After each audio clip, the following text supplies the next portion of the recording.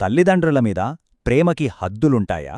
అసలీ ప్రశ్న వినగానే మనకు ప్రాచీన భారతదేశంలో జరిగిన ఒక అద్భుతమైన కథ గుర్తొస్తుంది. అదే శ్రవణకుమారుడి కథ. ఇది మామూలు కథ కాదండోయ్. అచంచలమైన భక్తికి, అంతులేని త్యాగానికి ఒక నిలువుటద్దంలాంటిది. తరతరాలుగా మనందరికీ స్ఫూర్తినిచ్చే ఈ కథ ఎక్కడ్నుంచి తీసుకున్నామంటే సచిత్ర బాలకథలు అనే పుస్తకం నుంచి. దాని ఆధారంగానే ఇప్పుడు మనం దీని గురించి మాట్లాడుకోబోతున్నాం. ఇది ఎలాంటి కథంటే, ఒక కొడుకు తన తల్లిదండ్రుల కోసం ఏకంగా తన ప్రపంచాన్నే భుజాలపై మోసిన కథ. ఆ అసాధారణమైన ప్రేమ, ఆ త్యాగం వెనుకున్న అస్సలు కారణాలేంటో ఇప్పుడు తెలుసుకుందాం. సరే, ఇక మన కథలోకి వెళ్ళిపోదాం. మొదటి భాగం, ఒక భక్తిపరుడైన కుమారుడు.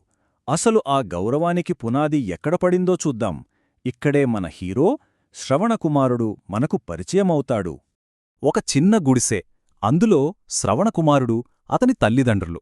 వాళ్ళిద్దరికీ కళ్ళు కనబడవు. సో శ్రవణుడి ప్రపంచం మొత్తం వాళ్ల చుట్టూనే తిరిగేది. వాళ్లకు కళ్ళు లేకపోవచ్చు, కాని వాళ్లకి వెలుగు మాత్రం శ్రవణుడే. వాళ్లకి సేవ చేయడమే తన జీవితంలో అతిపెద్ద పనిగా పెట్టుకున్నాడు. అసలు ఇంత భక్తికి కారణమేంటి అంటే, అతను తన తల్లిదండ్రుల్ని కేవలం అమ్మానాన్నల్లా చూడలేదు, సాక్షాత్తు దేవుళ్లుగా చూసుకున్నాడు. ఈ అపారమైన గౌరవమే అతను చేసే ప్రతీ పనికి, ప్రతీ త్యాగానికి కారణమన్నమాట. ఇక రెండవ భాగం, తల్లిదండ్రుల కోరిక. ఇది అసాధ్యంగా కనిపించే ఒక కల. అంత ప్రశాంతంగా సాగిపోతున్న వాళ్ల జీవితంలో ఒక కోరిక ఈ కథ గమనాన్నే మార్చేస్తుంది. మరీ వాళ్ల కోరికేంటి? అదేంటంటే, జీవితంలో ఒక్కసారైనా పుణ్యక్షేత్రాలన్నీ తిరిగి రావాలి అనేది. మన సంస్కృతిలో తీర్థయాత్రలకు ఎంత ప్రాముఖ్యత ఉందో మనకు తెలుసుకదా. అది వాళ్ల చివరి ఆశ, ఒక తీరని కలలా ఉండేది. కాని కోరికైతే ఉంది, అది ఎలా తీరుతుంది? కంటి చూపు లేదు, పైగా పేదవాళ్లు. అంత దూరం యాత్ర ఎలా చేయగలరు? ఈ నిస్సహాయతే ఆ కోరికను వాళ్లకు ఇంకా పెద్ద భారంగా మార్చింది. ఇక మూడవ భాగం, శ్రవణుడి సంకల్పం. వాళ్ల నిస్సహాయతకు సమాధానంగా శ్రవణుడి ప్రేమ ఒక దారి చూపించింది. ప్రేమ ఉంటే మార్గం దొరకదు మరి. వాళ్ళు అలా అడిగారో లేదో శ్రవణుడు ఒక్క క్షణంగూడా ఆలోచించలేదు. సందేహం లేదు, సంకోచం లేదు. వెంటనే అతని నోటినుంచి వచ్చిన మాట, అది ఉత్త వాగ్దానం కాదు, ఒక ప్రమాణం. మీ కోరికను నేను తప్పకుండా నెరవేరుస్తాను అని చెప్పేశాడు. అతను అనుకున్నది 3 స్టెప్స్లో చేసేశాడు. ఫస్ట్, వాళ్ల కోరికను విన్నాడు. సెకండ్, మాట ఇచ్చాడు. థర్డ్, ఆ మాట నిలబెట్టుకోవడానికి కాబడిని తయారు చేశాడు. చూశారా? ఇది కేవలం భక్తి కాదు, చేసి చూపిస్తాను అనే ఒక నిబద్ధత. ఇక 4వ భాగం, భుజాలపై తీర్థయాత్ర. ఇది ఒక జీవితకాలపు ప్రయాణం. ఆ సంకల్పం ఇప్పుడు ఒక అసాధారణమైన ప్రయాణానికి దారితీసింది. కావడి.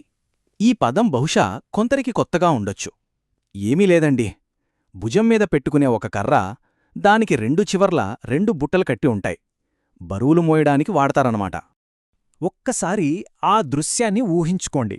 శ్రవణుడు తన తల్లిదండ్రులను ఆ 2 బుట్టల్లోనూ జాగ్రత్తగా కూర్చోబెట్టి ఆ కావడిని తన భుజాలపైకి ఎత్తుకున్నాడు. అది కేవలం బరువే కాదు, అదొక బాధ్యత. అది వేరు శ్రమ కాదు, ప్రేమతో చేస్తున్న సేవ. అలా శ్రవణుడిచ్చిన మాటను అక్షరాలా నిలబెట్టుకున్నాడు.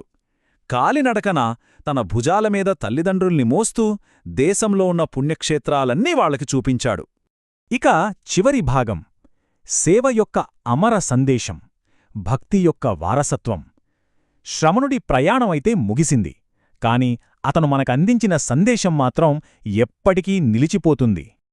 అతను చేసిన ఆ నిస్వార్థ సేవ అతన్ని చిరంజీవిని చేసింది. అందుకే చూడండి, ఈరోజుకి తల్లిదండ్రుల పట్ల భక్తి అనగానే మనందరికీ టక్కున గుర్తొచ్చే పేరు శ్రవణకుమారుడిదే.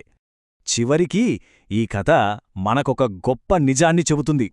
అసలైన తీర్థయాత్ర ఎక్కడో పుణ్యక్షేత్రాల్లో లేదు, మన తల్లిదండ్రుల పాదాల దగ్గరే ఉంది. వాళ్లకు చేసే సేవను మించిన పుణ్యం ఇంకొకటి లేదు. ఈ కథ నుంచి మనం నేర్చుకోవాల్సింది ఏంటంటే, మన తల్లిదండ్రులు మనకోసం జీవితాంతం కష్టపడతారు, మనల్ని పెంచి పెద్ద చేస్తారు. మరి అలాంటి వాళ్లకు సేవ చేయడం మన బాధ్యత, మన పరమధర్మం. సరే, ఈ కథ విన్నాక మనం ఒక ప్రశ్న వేసుకుందాం. అసలు సేవకి నిజమైన అర్థమేంటి? శ్రవణకుమారుడి కథ మనకేం చెబుతోంది? ఈ ప్రశ్న గురించి ఆలోచిస్తూ మన కర్తవ్యమేంటో ఒకసారి గుర్తు చేసుకుందాం.